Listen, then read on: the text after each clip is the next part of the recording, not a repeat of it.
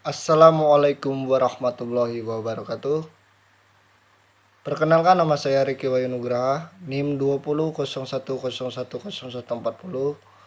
Prodi Manajemen kelas 5A5, MK Pengembangan Sumber Daya Manusia. Baiklah, di sini saya akan menjelaskan 3 soal UTS yang diberikan Pak Ronald. Pertama yaitu, manusia bisa dikatakan sebagai makhluk sosial dikarenakan sifatnya ingin hidup berkelompok, yang wujudnya antara lain timbul organisasi-organisasi atau lembaga-lembaga sosial di masyarakat.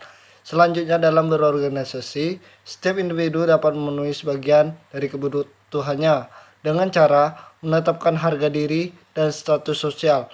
Manusia baik sebagai makhluk individu maupun sebagai makhluk sosial mempunyai berbagai macam kebutuhan materi, kebendaan, dan non-materi. Dari sepenggalan di atas, jelaskan secara operasional makna jika dilihat dari hierarki kebutuhan manusia Maslow. Menurut saya, kebutuhan manusia itu terbagi menjadi 4, yaitu kebutuhan fisiologi, kebutuhan rasa aman, kebutuhan sosial, dan kebutuhan penghargaan. Baiklah, yang pertama kebutuhan fisiologi. Menurut saya, kebutuhan fisiologi merupakan kebutuhan paling mendesak dari hierarki Maslow.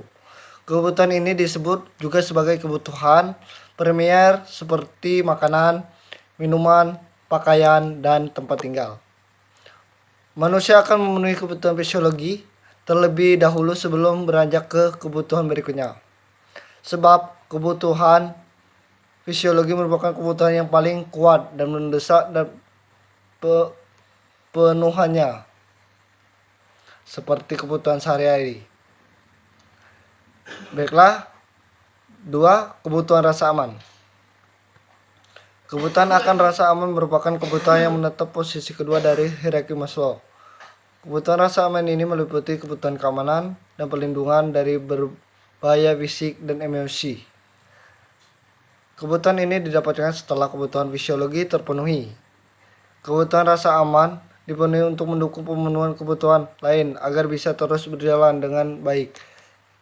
Seperti biasa, kita dalam hidup ingin merasa aman dalam kehidupan kita sehari-hari tanpa gangguan dari orang lain. Baik, ketiga, kebutuhan sosial. Kebutuhan sosial merupakan kebutuhan yang menetapkan posisi ketiga dari hierarki Maslow. Kebutuhan sosial ini meliputi kebutuhan kasih sayang, rasa memiliki, bersosialisasi, penerimaan, dan persahabatan. Manusia sejatinya adalah makhluk sosial. Tidak mengherankan jika manusia membutuhkan sosialisasi dalam menjalani hidupnya. Sebab dalam menjalani hidupnya, manusia sentiasa membutuhkan bantuan dari orang lain, seperti berorganisasi, berkelompok, dan lain sebagainya. Baiklah, kebutuhan penghargaan. Kebutuhan penghargaan merupakan kebutuhan yang menetapi posisi keempat dari hierarki Maslow. Dalam buku Perilaku Organisasi, karya tulis Duha, dijelaskan bahwa kebutuhan penghargaan meliputi faktor internal. Berarti dari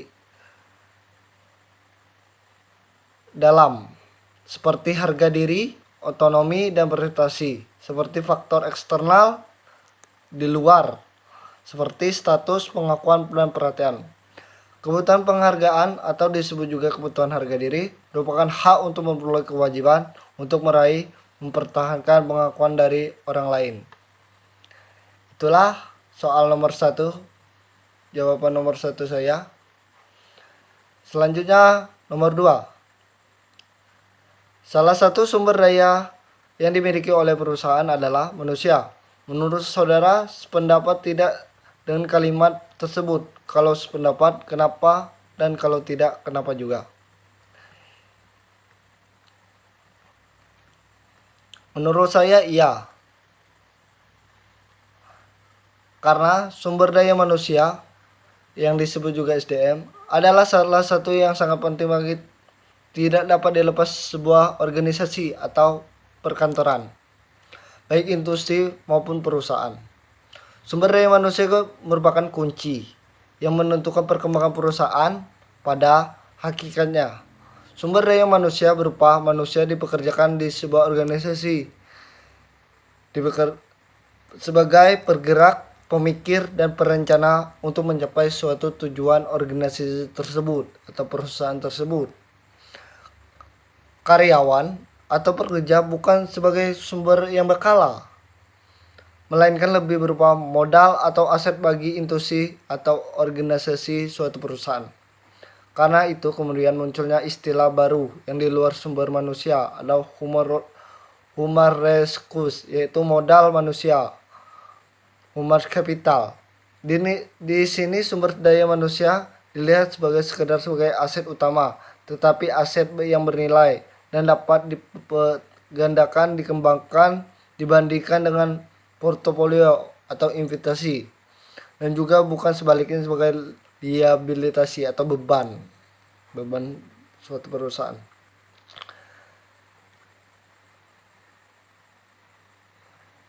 Baiklah, itulah yang saya tahu nomor 2. Nomor 3, kembali lagi nomor 3, soalnya bonus demografi adalah kondisi yang terjadi sebuah negara memiliki jumlah penduduk usia produktif yang lebih tinggi daripada penduduk usia non produktif. Menurut saudara, bonus demografi menguntungkan atau merugikan bagi Indonesia? Jelaskan.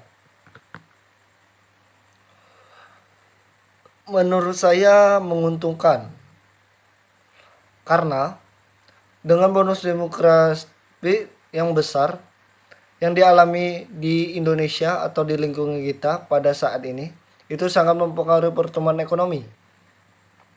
Jadi kalau misalnya penduduk di Indonesia atau wilayah kita banyak yang bekerja, maka mereka bisa memenuhi kebutuhan mereka. Baiklah, itu saja penjelasan saya. Apabila ada salah kata atau ucapan, kepada Allah saya mohon maaf.